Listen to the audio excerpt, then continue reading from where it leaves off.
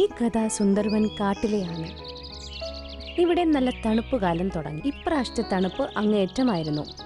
എല്ലാ പക്ഷികളും സ്വന്തം വീടുണ്ടാക്കുന്നതിന്റെ തിരക്കിലായിരുന്നു. കാട്ടിലെ കറുത്ത കാക്കയും അവന്റെ ഭാര്യയായ മൈനയും സ്വന്തമായിട്ടെന്ന് നന്നായിട്ട് ജീവിക്കുമോ അതുമില്ല, മറ്റുള്ളവരെ സന്തോഷത്തോടെ ജീവിക്കാനും സമ്മതിക്കില്ല. കാട്ടിലെ എത്രയോ പക്ഷികൾ സ്വന്തം വീടുണ്ടാക്കിക്കൊണ്ടിരിക്കുമ്പോൾ അതിനൊക്കെ എന്തൊക്കെയോ കുറവുണ്ടെന്ന് പറഞ്ഞുകൊണ്ടിരിക്കുവര്. എന്തിനെന്ന് വെച്ചാ വീട് അവര് പിന്നെ ഉണ്ടാക്കാൻ വേണ്ടി. ഒരു ദിവസം ടോണിക്കിളി സ്വന്തം വീടുണ്ടാക്കിക്കൊണ്ടിരുന്ന സമയത്ത് അപ്പോഴേക്കും കറുത്ത കാക്കയും അവന്റെ ഭാര്യയും കൂടി ആ വീടിന്റെ അകത്തുണ്ടായിരുന്ന കോലും എല്ലാം എടുത്തു കളഞ്ഞു. കറുത്ത ചേട്ടാ, മൈന ചേച്ചി, എന്തിനാ എന്റെ വീട് നശിപ്പിച്ചത്? കാട്ടിലാണെങ്കിൽ തണുപ്പ് കൂടി വരുക. നിങ്ങൾക്കാണെങ്കിൽ സ്വന്തമായിട്ട് വീട് പോലും ഇല്ല. എന്നെ നശിപ്പിച്ചു നിങ്ങള്. ഞാൻ എന്റെ വീട് ഇനി ഉണ്ടാക്കിക്കോളാം. പക്ഷെ നിങ്ങൾ ആ സമയം കൊണ്ട് നിങ്ങൾക്കൊരു വീടുണ്ടാക്കാൻ നോക്ക്. ഇല്ലെങ്കിൽ ശരിക്കും നിങ്ങൾ ആ സമയത്ത് പെട്ടുപോകും.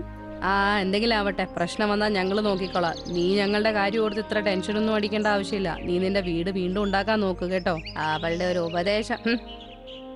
ടോണിക്കിളി വീണ്ടും അവളുടെ വീടുണ്ടാക്കുന്ന ശ്രമത്തിലായി. കാലുകാക്കയും ഭാര്യയും ആ സ്ഥലത്തുനിന്ന് അങ്ങ് പറന്നുപോയി. അടുത്ത ദിവസം രാവിലെ കുറച്ച് കിളികൾ അവിടെ സംസാരിച്ചുകൊണ്ടിരിക്കുകയായിരുന്നു. കറുത്ത കാക്കയും അതിന്റെ ഭാര്യയായ മൈനയും ഭയങ്കര പ്രശ്നമാട്ടോ ഇവിടെ. ഫലസമാധാനമായിട്ട് ജീവിക്കാൻ സമ്മതിക്കുന്നില്ല ഇവിടെ. അവർക്കാണെങ്കിൽ സ്വന്തമായിട്ട് വീടുമില്ല, മറ്റുള്ളവരുടെ സുഖമായിട്ട് ജീവിക്കാനും സമ്മതിക്കത്തില്ല. ഭയങ്കര കുരുത്തക്കേടാണ് അവര്.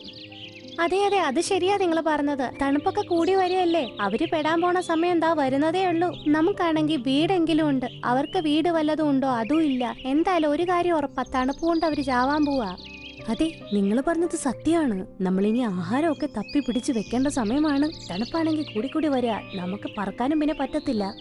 നമുക്ക് നാളെ 3 പേർക്കും കൂടെ വേറെ കാട്ടിലോട്ട് പോവാം. എന്നിട്ട് അവിടുന്ന് കുറെ ഫലങ്ങളും കൊണ്ട് നമുക്ക് തിരിച്ചു വരാം.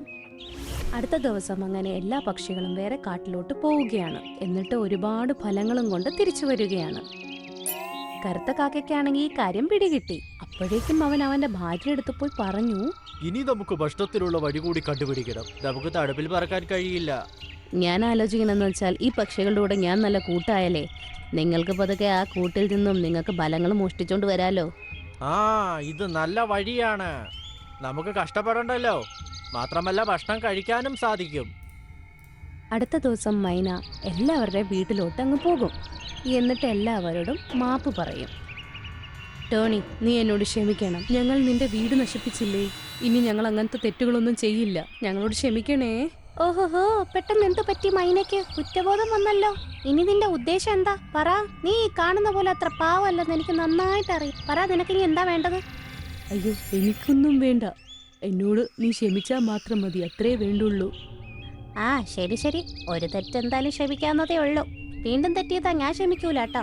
ഇനി നീ എങ്ങനെ ചെറിയ തെറ്റ് പോലും ചെയ്താ നിനക്കതിന്റെ പണി നന്നായിട്ട് കിട്ടും. അത് മറക്കണ്ട. കാട്ടിലെ തണുപ്പാണെങ്കിൽ കൂടി വരുമായിരുന്നു. മൈനയാണെങ്കിൽ എല്ലാ പക്ഷികളെയും പതുക്കെ അവളുടെ കയ്യിലാക്കിക്കൊണ്ടിരുന്നു. എന്നും അവൾ ഓരോരുത്തരുടെയും വീട്ടിൽ പോയിട്ട് സംസാരം തുടങ്ങി. അപ്പുറത്താണെങ്കിൽ കറുത്ത കാക്കയാണെങ്കിൽ എന്ത് ചെയ്തു? ഓരോ വീട്ടിലെ ഭക്ഷണങ്ങളും മോഷ്ടിച്ചുകൊണ്ടിരുന്നു.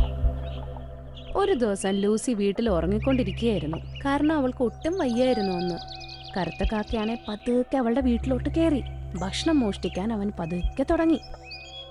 മോഷ്ടിക്കുന്നതിന്റെ ഇടയ്ക്ക് അവന്റെ കയ്യിൽ നിന്നും പാത്രം അങ്ങ് താഴെ പോയി. ലൂസി പെട്ടെന്ന് എണീറ്റു. ലൂസി നോക്കിയപ്പോൾ അവന്റെ കയ്യിലൊരു ബാഗ്. അതിലാണെങ്കിൽ നിറയെ ഭക്ഷണവും ഉണ്ടായിരുന്നു. നീ ഇവിടെ എന്ത് ചെയ്യുവാ? നീയും നിന്റെ ഭാര്യയും കൂടെ ഈ വൃത്തിയിട്ട പണി നിർത്താറായിട്ടില്ലേ? എന്തിനാ അവള് പിന്നെ ഞങ്ങളോടൊക്കെ ക്ഷമ ചോദിച്ചത്? അവള് ഇവിടെ വന്ന് ക്ഷമയൊക്കെ ചോദിക്കും. നീ അതിന്റെ പുറകിൽ വന്ന് ഭക്ഷണം മോഷ്ടിച്ചോണ്ട് പോവും. സൗജന്യമായിട്ട് നിങ്ങൾക്ക് തിന്നണം. അങ്ങനെയൊന്നുമില്ല. നിങ്ങളുടെ ഭക്ഷണം താഴെ പോയപ്പോൾ ഞാൻ എടുത്തന്നേ ഉള്ളൂ. ഇന്നാ ഈ ഭക്ഷണം എടുത്തോളൂ. എന്നോട് ക്ഷമിക്കൂ. തെറ്റു പറ്റിപ്പോയി. ലൂസി ഈ കാര്യം എല്ലാ പക്ഷികളോടും പോയി പറഞ്ഞു. അതുപോലെ ഓരോരോ പക്ഷികളും ആ മൈനേനെ പുറത്താക്കി ഓരോ വീട്ടിൽ നിന്നും. അവരോടാണെങ്കിൽ ആരും ക്ഷമിക്കാൻ തയ്യാറായിരുന്നില്ല. ആർക്കും അവരോട് സംസാരിക്കാൻ പോലും താല്പര്യമില്ലായിരുന്നു. ഒരു ദിവസം ഭയങ്കര തണുപ്പ് കൂടി. ഓരോരോ പക്ഷികൾ അവരവരുടെ വീട്ടിലോട്ട് പോയി. കറുത്ത കാക്കയും മൈനയും തണുപ്പ് കാരണം ഒരു കമ്പിന്റെ മേളിലിരുന്ന് വിറവിറാന്ന് വിറച്ചോണ്ടിരിക്കുകയായിരുന്നു. നമുക്ക് വളരെ വലിയ തെറ്റ് പറ്റിപ്പോയി. നമ്മൾ വീടും വെച്ചില്ല, എന്നിട്ട് ഈ തണുപ്പത്ത് ഇങ്ങനെ വിറയ്ക്കുകയും ചെയ്യുന്നു. എല്ലാ പക്ഷികളും സുരക്ഷിതരായി അവരവരുടെ വീട്ടിൽ കഴിയുന്നു.